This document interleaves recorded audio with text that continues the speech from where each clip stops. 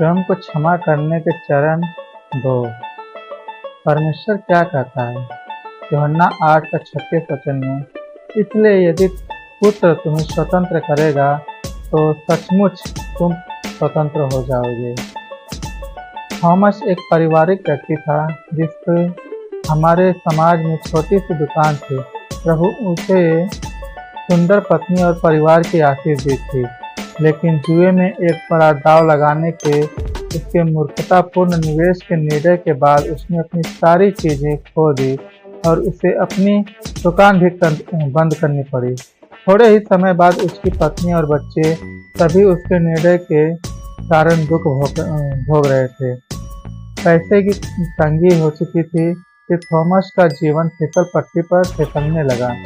उसने आगे चलकर और भी बुरे निर्णय लिए, जिनसे कुछ नशे की लत के आचरण भी शामिल थे, जिसकी कीमत उसे शीघ्र ही अपने विवाह और परिवार से चुकानी पड़ी। हालेलुया। कई सालों तक वह आत्मनिंदा और टूटेपन में हमारे शहर की सड़कों पर भटकता रहा। जो मुस्कान कभी उसके चेहरे पर हुआ करती, वह अंधेरे के मोटे आवरण से ढक चुकी थी। बहुत से मौकों पर मैंने थॉमस से आशा और बहाली के विषय में बात की, लेकिन उसने स्वयं को अपने किए कामों और उस पीड़ा के लिए क्षमा नहीं किया जो उसने अपने परिवार को पहुंचाई थी। एक दिन जब एक पास्टर अपनी कलीसिया के बाहर काम कर रहा था, थॉमस उसके पास गया और कहा कि परमेश्वर ने उसे दिखाया है कि वह उससे अब भी कितना प्रेम करता है, और यह है कि उसके पापों और विफलताओं के बावजूद भी उसके जीवन का परमेश्वर की दृष्टि में अब भी बहुत मूल्य है।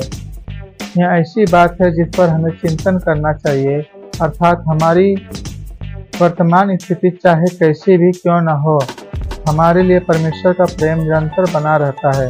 थॉमस ने अपने मन को खोला और उसने स्वयं अपने किए हुए कामों और अपने परिवारों को पहुंचाई हुई गहरी पीड़ा के लिए क्षमा कर दिया।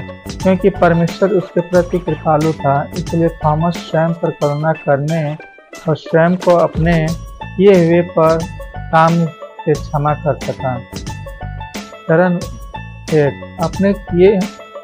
अपने लिए अपना मन खोलें और अपनी सारी पीड़ा को बंद कर रखना छोड़ दें। चरण 2 है स्वयं पर निरंतर दोष लगाने और खुद को तुच्छ समझने के बजाय स्वयं पर करुणा करें। थॉमस के सामने आपको स्वयं से प्रेम से करना है, इतना कि आप खुद पर दया और करुणा कर सकें और हमारे जीवन में गुणक प्रभाव कहलाता है। आज अपना मन खोलें और स्वयं पर करुणा करें।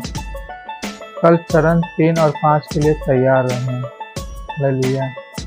यहाँ पे एक थॉमस नाम का एक आदमी था, उसके परिवार थे, उनकी शादी हुई थी और परिवार थे, परमेश्वर ने उन्हें आशीष दी थी, लेकिन उनके कुछ गलत व्यवहार से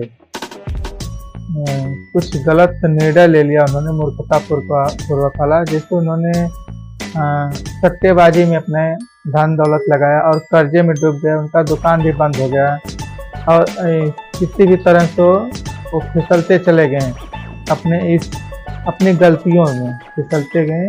तो क्या हुआ कि जब फिसलते गए तो उनका परिवार भी उनसे दूर हुआ और उन कर्जे में आ गए, और आगे चलते चलते समय जैसे बीतता गया, उसी हिसाब से वो नशे में भी लत उनका ज़्यादा रुचि होने लगा, और उसके बाद वो बहुत ही ज़्यादा निरंतर वो तबाही के रास्ते पर जाने लगे। तो एक पास्टर उन्हें मिले कलीसिया में और उन्हें बताया कि परमेश्वर उनसे अभी प्रेम करता है। तुम इतना पाप करते हुए आगे तो आ गए, लेकिन परमेश्वर अभी आपसे प्रेम करता है।